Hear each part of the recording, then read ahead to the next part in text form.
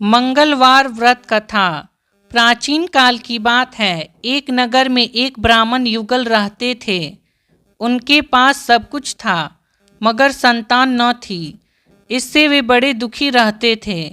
काफ़ी सोच विचार के बाद ब्राह्मण हनुमान जी का पूजन करने के लिए जंगल में चले गए।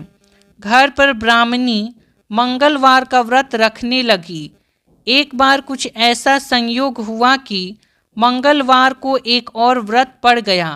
फलतः ब्राह्मणी उस मंगलवार को महावीर हनुमान जी का भोग लगाना भूल गई। इसका उसको बड़ा खेद हुआ। अंत में उसने निश्चय किया कि अगले मंगलवार को ही मैं हनुमान जी को भोग लगाकर भोजन करूंगी। वह 7 दिन तक भूखी प्यासी रही। दूसरे मंगलवार को उसको मूर्छा आ गई। उसी मूर्छा में हनुमान जी ने उसे दर्शन देकर कहा, मैं तेरी भक्ति भावना से प्रसन्न हूँ। तुमको मैं मंगल रूपी बालक दिए जाता हूँ। तू इसे अपना पुत्र जान, यह तेरी सारे कष्ट को दूर करेगा। ऐसा कहकर हनुमान जी अंतर्ध्यान हो गए। सुंदर बालक को पाकर ब्राह्मणी अत्यंत प्रसन्न हुई। कुछ दिनों के बाद ब्राह्मण देवता जंगल से लौट आया। घर में मंगल नामक बालक को खेलता देखकर उसने ब्राह्मणी से उसका परिचय पूछा। ब्राह्मणी ने बताया कि हनुमान जी का प्रसाद है।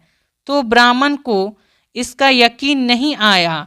उसने समझा कि ब्राह्मणी अपना पाप छुपाने के लिए यह मनगढ़ंत कहानी सुना रही है। वह उसी दिन से पत्नी के चाल चलन पर शक करने के कारण बड़ा दुखी रहने लगा। एक दिन ब्राह्मण जल भरने के लिए कुएं के पास जा रहा था। ब्राह्मणी ने उससे कहा कि मंगल को भी साथ लेते जाए। ब्राह्मण उसे साथ ले गया और मौका देखकर उसे कुएं में डाल दिया। मंगल को कुएं में डालकर जल लेकर जब वह घर लौटा तो ब्राह्मणी ने मंगल के विषय में पूछा। इससे पहले कि ब्राह्मण कोई उत्तर दे, मंगल मुस्कुराते हुए घर में प्रवेश किया।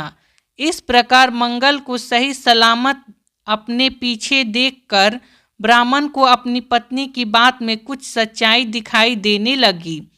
उसी रात ब्राह्मण को हनुमान जी ने दर्शन दिए और कहा, तुम ब्राह्मणी पर व्यर्थ संदेह करते हो। वह सती सावित्री महिला है। मंगल मेरा वरदान है।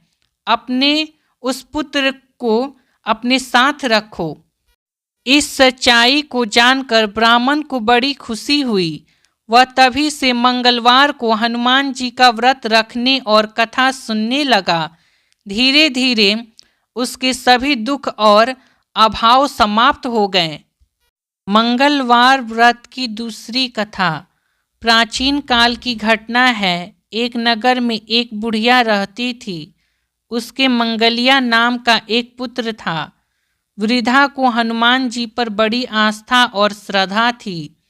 वह हरेक मंगलवार को हनुमान जी का व्रत रखकर यथाविधि उसका भोग लगाकर पूजन करती।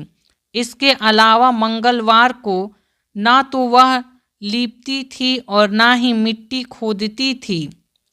इस प्रकार से व्रत रखते हुए जब उसे काफ़ी दिन बीत गए तो हनुमान जी ने सोचा कि चलो आज इस बुढ़िया की श्रद्धा की परीक्षा हो जाए। वे साधु का वेश बनाकर उसके द्वार पर जा पहुँचे और पुकारा, कोई है हनुमान भक्त जो हमारी इच्छा को पूरी करे।